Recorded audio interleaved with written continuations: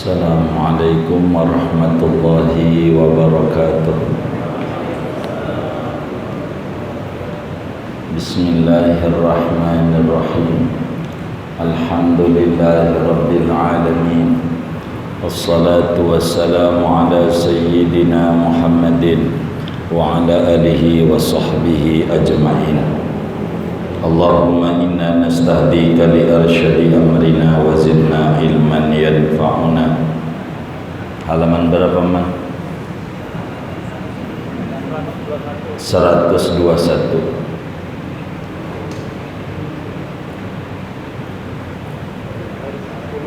Sepuluh baris dari atas.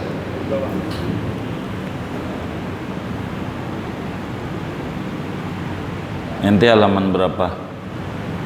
Ente 92 192. Wa alaika bil khusyu'i. Betul ya?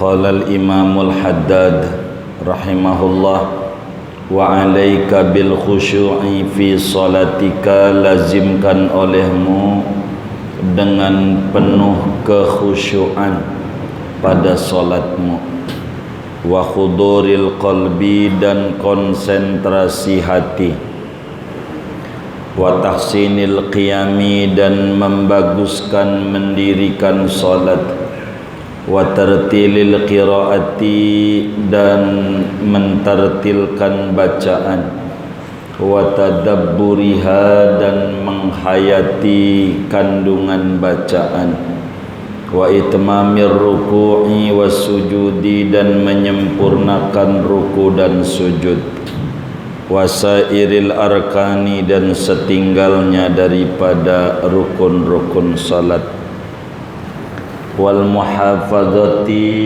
ala sunani, dan menjaga atas sunnah-sunnah, wal adabi, dan adab-adab, allati naddabaka syar'u, yang menganjurkan akan kamu oleh agama, ilal amali, untuk mengamalkan biha, dengannya, fi salatika, pada salatmu, wal ikhtirazi amma yujibu naqsan fi salatika, dan menghindari dari sesuatu yang menyebabkan ia akan kurang pada solat, au yafutu bihi wujudul kamal, atau luput dengannya oleh adanya kesempurnaan.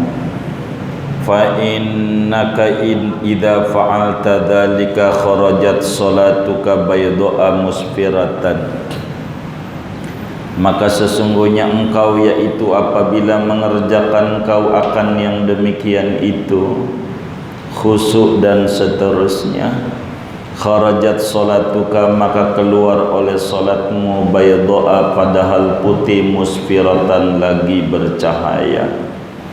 Taqulu, berkata oleh salat, hafidhakallah kama hafidhani, moga-moga menjaga akan kau oleh Allah sebagaimana engkau menjaga akan daku.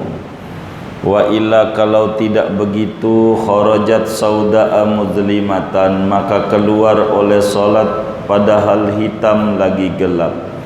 Taqulu, berkata oleh solat, dayya'akallah kama dayya'tani, moga-moga menyia-nyiakan akan kau oleh Allah, kama dayya'tani, sebagaimana menyia-nyiakan oleh engkau akan daku.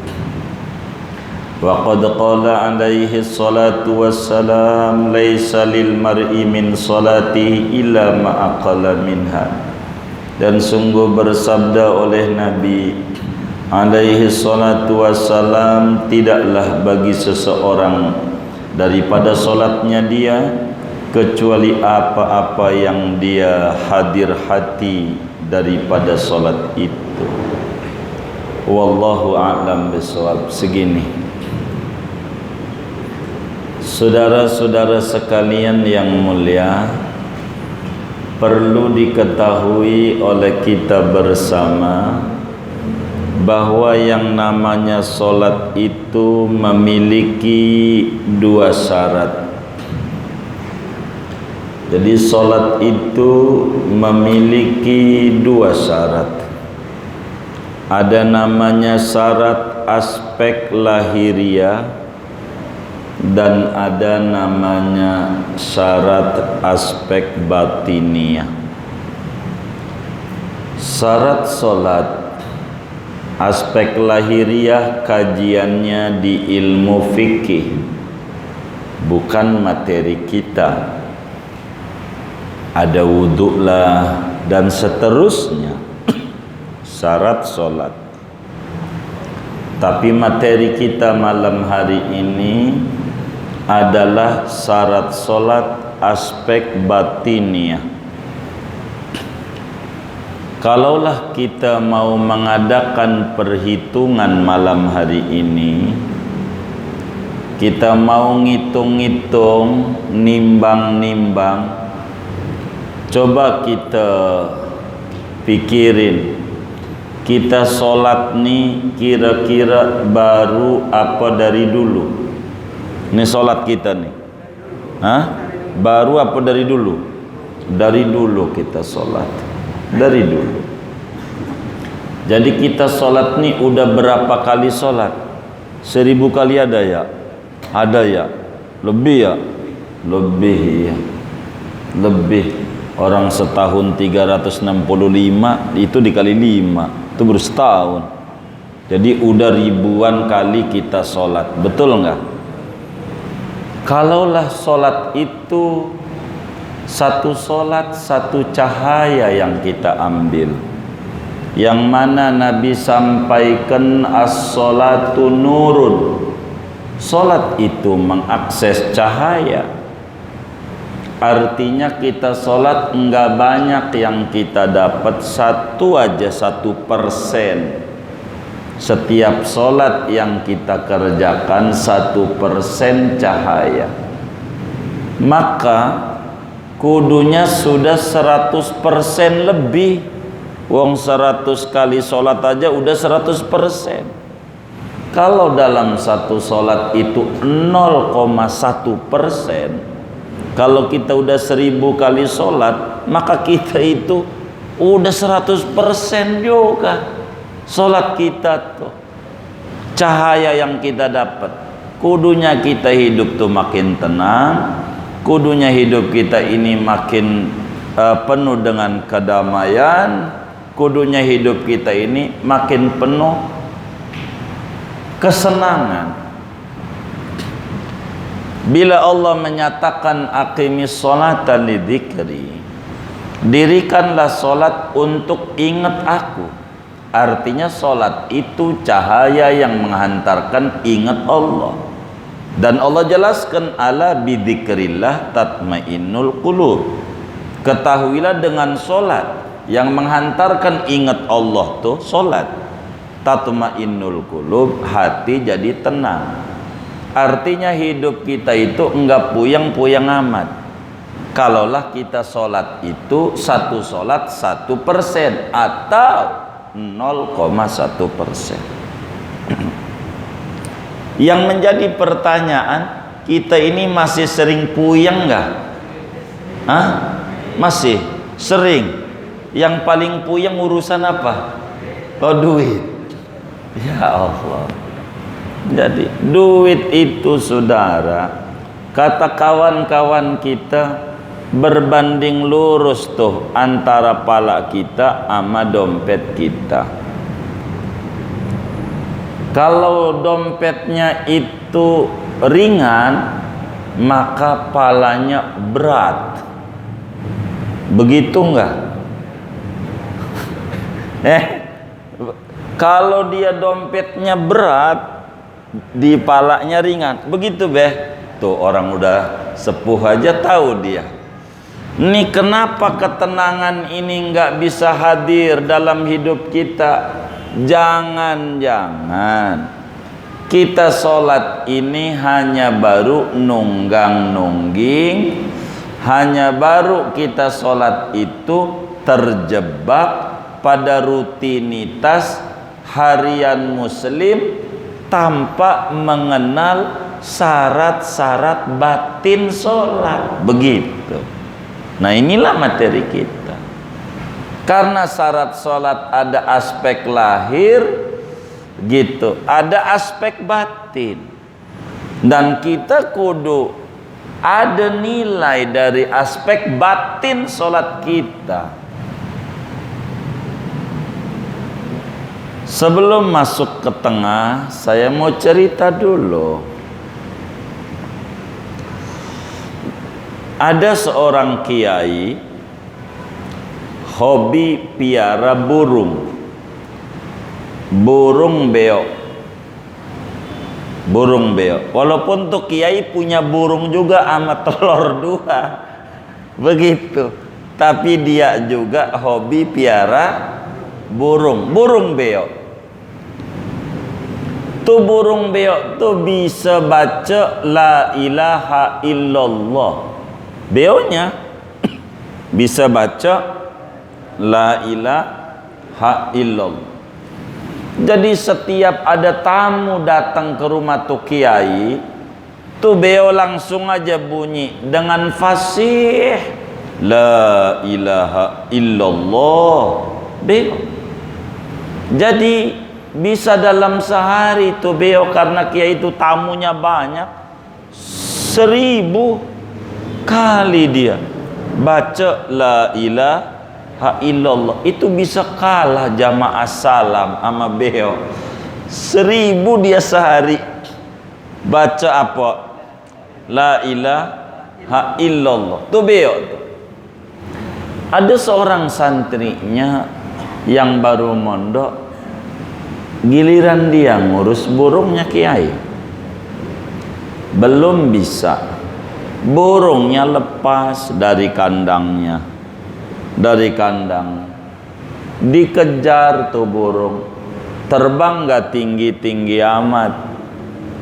Dia masuk gang tuh burung, akhirnya ketemu jalanan, ada truk lewat, nabrak baknya, bak truk tuh, burung jatuh. Pas jatuh kena motor, kelindes. Ditangkap burung tuh, terakhir bunyinya mati bu. Kiai nangis, burungnya mati, nangis. Orang banyak ngerumunin. Ketika burung itu mati tuh kiai nangis. Ada yang bilang lah timbang burung, begitu. Ada yang nyaut juga, itu burung bisa baca la ilaha illallah. Ada yang nyaut lagi, timbang la ilaha illallah di pramuka bisa baca Fatihah banyak, pasar pramuka burung. Begitu.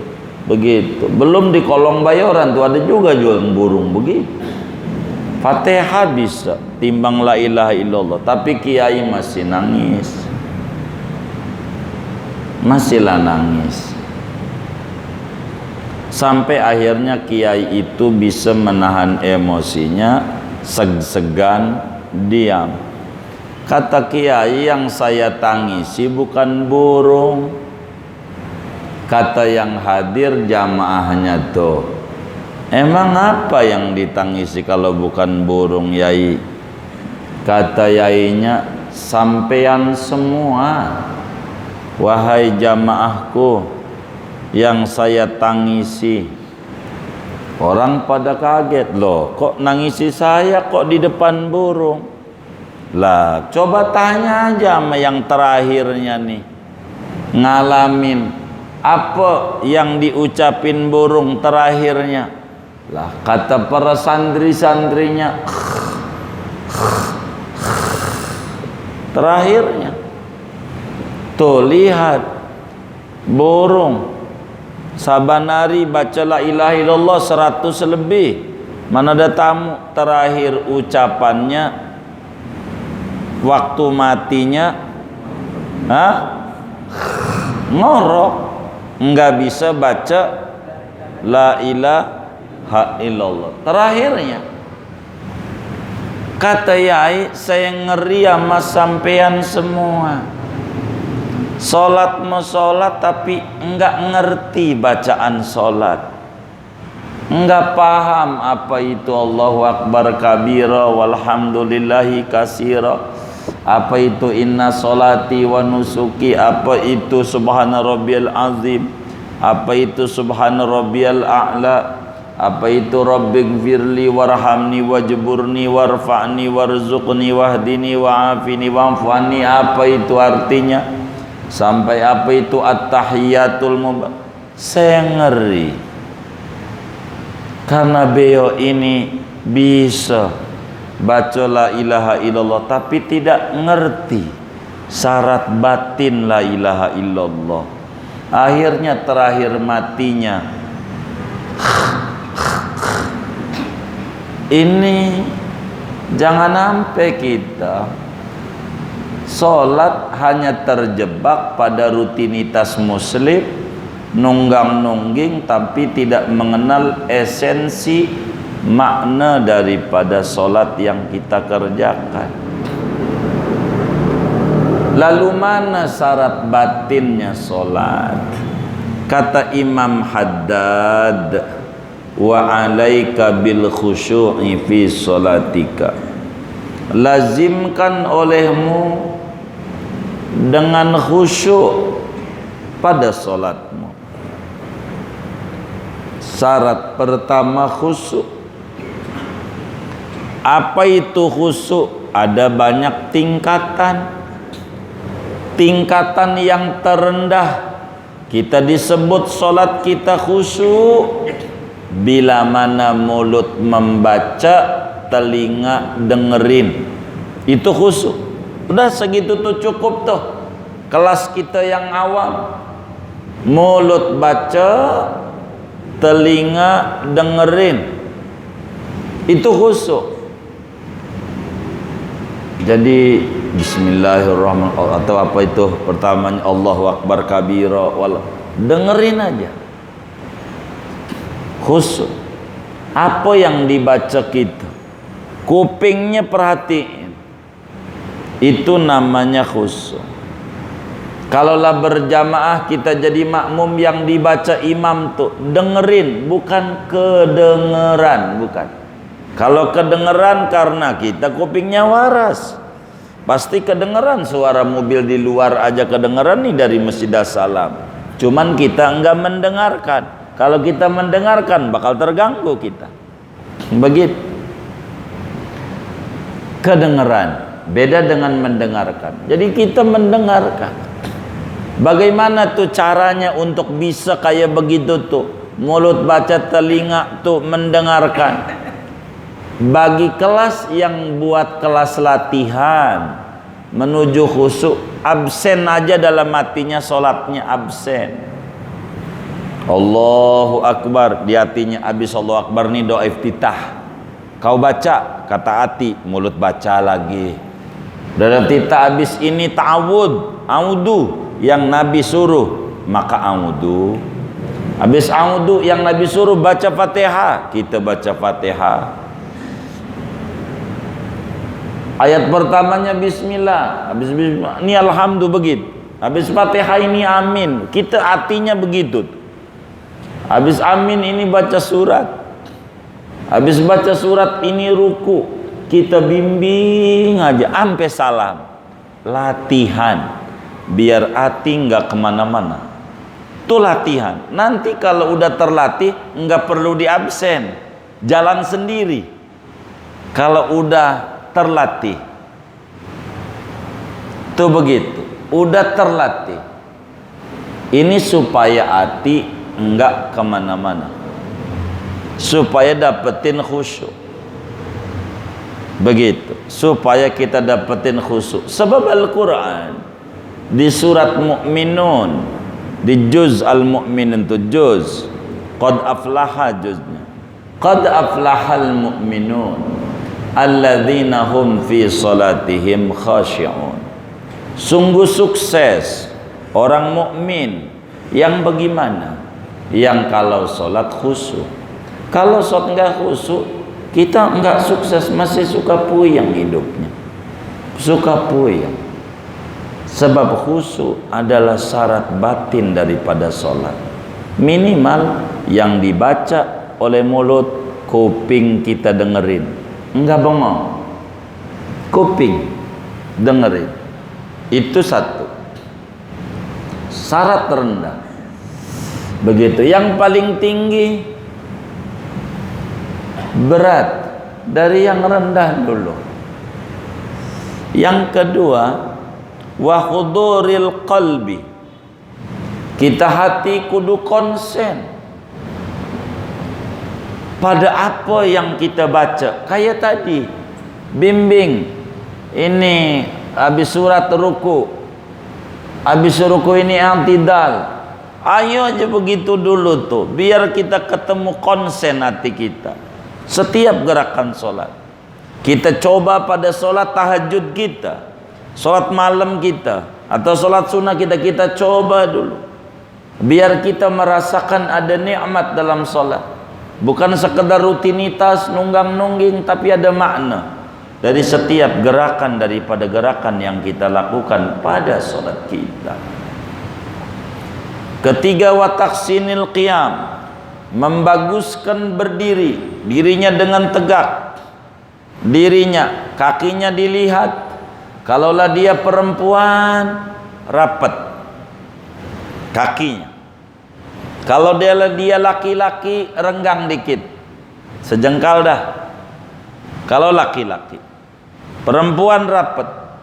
Ini selaras dengan apa ya, adat kita. Emang juga begitu. Kenapa perempuan rapat? Lah kalau perempuan tuh renggang, saudara, masuk angin. Jangan dicatat bang. Kalau perempuan tuh renggang apa ya? Untuk masuk angin. Jadi emang udah selaras. Kalau laki-laki rapat, ngeganjel, bener nggak? Jadi disuruhlah renggang, sejengkal aja, jangan lebar-lebar renggangnya. Tuh mau ngejar-ngejar kaki orang, udah tahu geli, didorong lagi, kita tarik, dorong lagi, kita bilang kaki saya lagi eksim, baru kagak dia, takut ketularan kali ya. Jangan, satu jengkal aja, satu jengkal, satu jengkal, satu jengkal.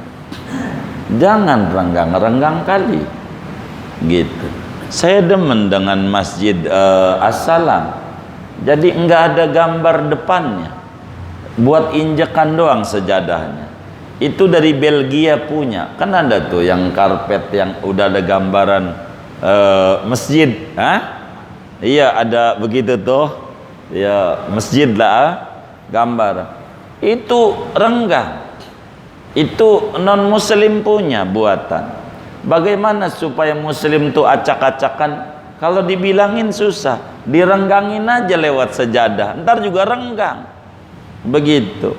Lah orang kita kecil-kecil, renggang. Kalau begini kan enggak. Begitu. Jadi enggak dibatasi depannya. Itu begitu. Diri yang bagus. Mana lagi watartilil qiraati, bacaan itu yang tartil. Apa bahasa Jawanya? Miji-miji, bekelime kata orang Betawi, atu-atu. Jadi biar jelas bacaan tuh, tartil. Jangan itu main kebut aja. Rabbi bili wafani, Allahu Akbar, sub Allahu Akbar. Ini ndak ada cahaya. Begitu. Kalau kita begitu tuh, biar kata kita dikit, subhana rabbiyal a'la wa bihamdihi, masih tinggi ganjarannya dibanding sub Allahu Akbar. Gitu. Pelan. Syarat batin. Dan yang pokok watadabburiha, menghayati kandungan makna. Ini nih kita harus belajar terjemah. Kita ulang-ulang di rumah tuh, bacaan sholat tuh, apa itu Allahu Akbar kabiro, walhamdulillahi katsira. Apa itu inna sholati wa nusuki wa mahyaya dan seterusnya. Apa itu subhana rabbiyal azim wa bihamdihi. Apa itu subhan rabbiyal a'la. Kenapa di sono azim, di sini a'la? Ada apa bedanya azim dan a'la? Apa itu rabbighfirli warhamni wajburni dan seterusnya. Ini harus ditadabburi. Kalau mengerti ini aja sebetulnya udah cukup.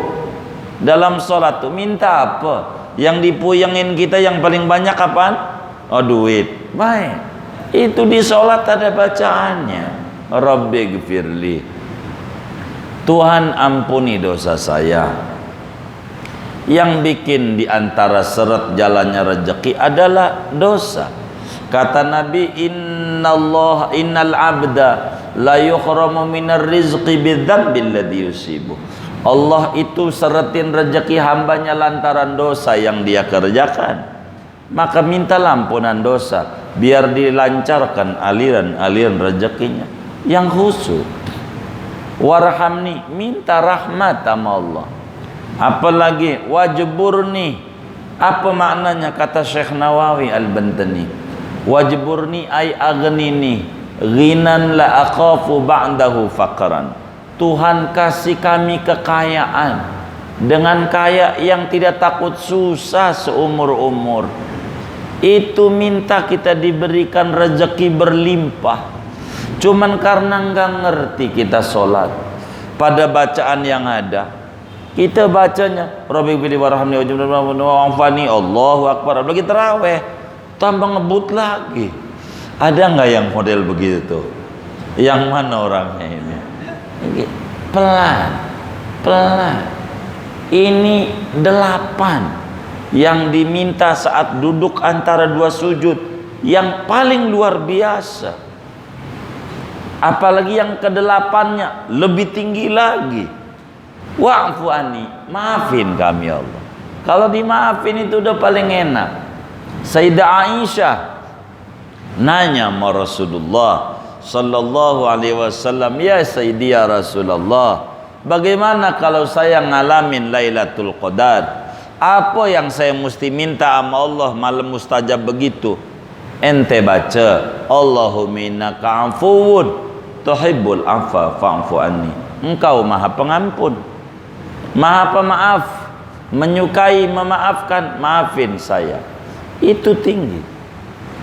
Cuman karena kita nggak ngerti bacaan sholat kita nggak paham, akhirnya kita sholat hanya rutinitas biasa tanpa ada makna, nggak ada ruh daripada sholat yang ada.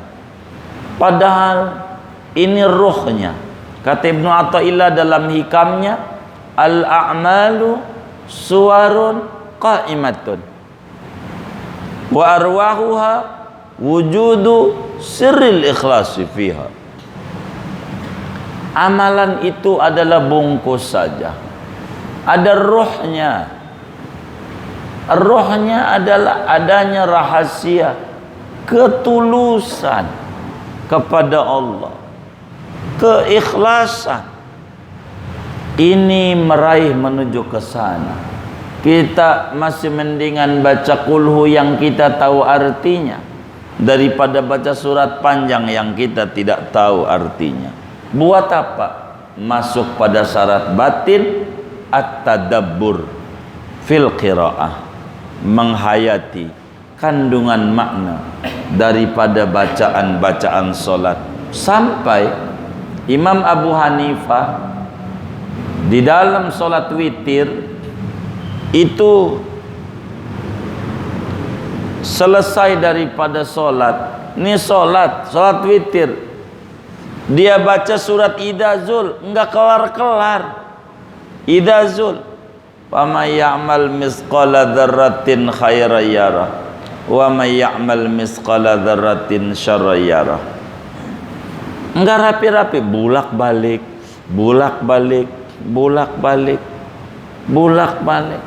sampai ketika dia salam dia nangis. Tuhan, Engkau balas ya kami dengan Dosa kecil segede biji sawi aja dibales juga. Aduh, itu karena mengerti kandungan makna yang dibaca. Jadi mulailah kita besok beli buku tuntunan sholat lengkap yang ada terjemahan maknanya. Makna dulu. Kalau artinya udah tahu nggak paham, ntar ditanya di majelis. Biar kita tahu ini apa esensi sholat ini, supaya kita paham. Karena kita sholat bukan baru ini, dari dulu, tapi masih morat-marit. Ada hal yang belum rapi kayaknya daripada kita punya sholat ini. Begitu. Tapi kita nggak boleh lah berkecil hati, terus berta'alluq kepada Allah. Makalah wajar bila kemudian diajarkan habis sholat suruh istighfar. Apa maknanya? Tuhan, ini yang mampu kami persembahkan di dalam pengabdian kepadamu. Bila banyak kekurangan dari apa yang kami persembahkan ini, maafin. Itulah dengan bahasa mulut astaghfirullahaladzim, astaghfirullahaladzim, astaghfirullahaladzim. Itu begitu. Mana lagi wa itmamir ruku' wa sujud, rukuknya yang sempurna, dibaca tuh tasbih subhana rabbiyal azim, maha suci Tuhanku yang maha agung, dan dengan pujian kepadanya. Sedangkan pada sujud, maha suci Tuhanku yang amat sangat luhur. Berbeda antara ruku dan sujud, tinggian sujud, maka menggunakan isim tafdil. Dengan bahasanya bukan subhana rabbiyal ali, tapi subhana rabbiyal a'la. Ada apa ini? Ini kita harus pikir. Kenapa harus kita bertasbih? Di saat kita dekatnya sama Tuhan lagi sujud tasbih. Apa ini yang? Ini nih yang harus kita pikir. Begitu juga kita harus jaga sunnah-sunnah, adab-adab yang mana agama suruh. Janganlah kita sholat bangun dari sujudnya tangannya digenggam begini, tangannya pakai diginiin. Nah, tidak sunnah digenggam. Kesalahan membaca hadis, bukan tidak ada hadisnya, hadisnya sama, kesalahan. Dibilang kayak orang ngadonin, bukan ngegenggamnya. Orang ngadonin tuh begitu bangunnya, begitu tangannya begini, bukan mau bangun diri, bukan begini. Bagaimana di zaman Nabi masjidnya masih batu dan pasir, pada lecet gitu. Jadi enggak kemudian, tapi kita temuin baru tangan pakai diginiin. Mungkin rengkang juga badannya itu, biar pada bunyi peletak-peletok tuh. Yang rapi lah kita ibadah. Begitu. Ada. Enggak begitu, enggak. Hadisnya itu enggak begitu. Salah memaknai, keliru. Keliru. Hadis itu ada ajiz, ada ajin, dikata ngadonin. Orang ngadonin genggam, itu menggenggam adonan namanya. Orang adonin itu begitu tangannya. Udah yang ulama-ulama ajarkan, ikuti saja supaya kita selamat. Kita harus jaga, jangan sampai sholat kita ada yang kurang, atau kesempurnaan ada yang kurang maksimal. Enggak pakai pici, pakailah pici. Pakainya topi dibalik, pet depannya nih. Apa depannya namanya nih? Apa yang gininya nih? Kan ada itu. Nah dibalik aja ininya nih, dibelakangin, masih lebih sopan. Begitu, ganjarannya gede. agar supaya sempurna dalam ibadah kita. Kata Nabi dalam hadis yang diriwayatkan oleh Sayyidina Anas bin Malik radhiyallahu ta'ala an, sebagaimana Imam Tabarani takhrijkan di dalam kitabnya Mu'jam al-Awsat, bila mana kita sholat bukan saja syarat zahir yang kita perhatikan, akan tetapi aspek batinnya juga kita jaga betul, maka sholat yang kita kerjakan akan naik ke langit dengan penuh cahaya yang berkilau. Sholat itu berkata, ngomong sama kita. Apa kata sholat ngomongnya? Hafidhakallah kama hafidtani, moga engkau dijaga ama Allah, kau udah jaga saya. Dijaga apanya? Kesehatannya, sehat pikiran, sehat badan, sehat dompet, sehat keuangan, sehat kantong, sehat keluarga. Sebagaimana kau jaga aku, kata sholat. Kalau kita memperlakukan sholat secara cakap, saudara, akan tetapi bila kita sholatnya sembarangan, pakai kaos oblong jadi aja, begitu, asal sholatnya sub Allahu Akbar gitu, Rabbi bidu wafani, maka sholat itu akan keluar dari kita punya diri dengan berwarna hitam, gelap, dan sholat berkata dhayya'akallah kama dhayya'tani, moga Allah cerai beraikan kau, sia-siakan kau, kau telah nyembarangin saya, Allah pun juga moga-moga nyembarangin engkau. Akhirnya kita hidup acak-acakan, morat-marit, karena kita kurang peduli pada syarat batin daripada sholat kita. Padahal Rasulullah sallallahu alaihi wa alihi wasallam bersabda, laisa lil mar'i min salatihi illa ma aqalla minha. Orang kalau sholat yang dicatat oleh Allah yang ada khusyuknya aja. Berapa kita khusyuk? Waktu kita khusyuk waktu takbiratul ihram saja, segitulah ganjaran kita. Di situ. Kalau kita khusyuk dari awal sampai akhir, itulah yang disebut 100% cahaya. Kata Nabi, daripada kita punya sholat yang dinilai, yang kita ada khusyuk pada sholat itu, tidak 1/6-nya, tidak 1/7-nya, tidak 10%, 20%, 30%. Berapa kadar khusyuknya dalam sholat kita, segitulah nilai yang akan kita dapat dari Allah.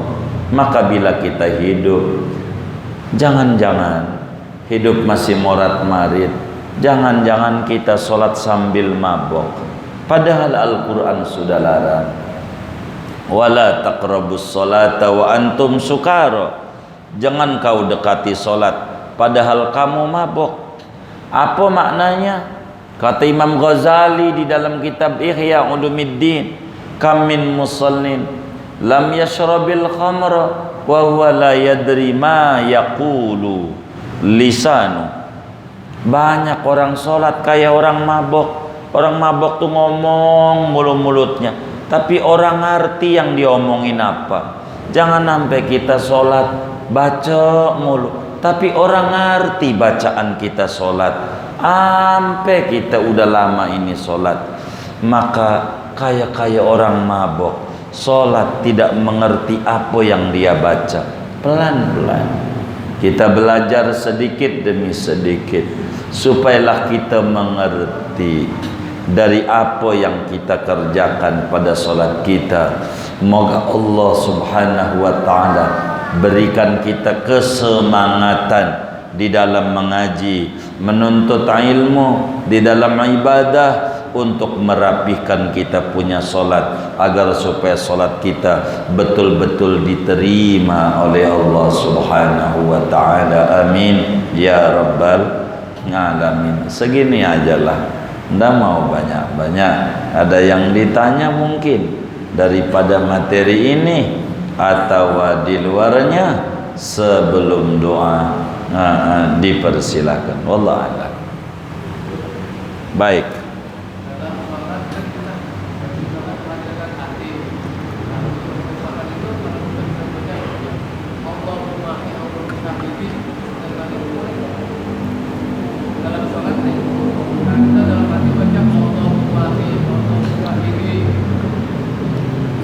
Jadi disuruh membaca, menghayati bacaan solat. Bacaan solatnya itu yang diperhatikan. Bacaan solatnya ya. Itu nanti di luar solat. Allahumma ya Allah syahidi. Kalau mau sebelum solat dia baca itu. Begitu. Kalau mau, jangan lagi solat. Lagi solat, kita memperhatikan kandungan bacaan-bacaan yang barusan tadi diurai. Jangan yang ini dilupakan, muncul yang baru. Sayang nantinya, supaya kita sholat itu menjadi rapih adanya. Kurang lebih demikian. Wallahu a'lam. Baik. Takbir intikon seorang imam itu di awal, apa di tengah, apa di akhir pas sudah nyampe? Apanya tuh? Maksudnya gimananya?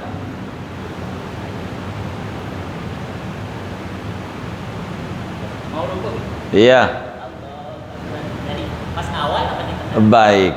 Di dalam takbir intikal disunahkan dimadkan, dipanjangkan. Artinya dipanjangkan dari mulai dia awal turun itu sampai dia ruku tegak itu sampai bar. Allahu Akbar. Panjangkan, sunat nabinya begitu. Dibacanya panjang. Jadi Allahu Akbar sampai menuju rukun yang dia pindah ke situ. Kalaulah kemudian dia dari i'tidal menuju sujud sampai jidatnya ditempelkan, itulah namanya takbir intikal, sunat dipanjangkan.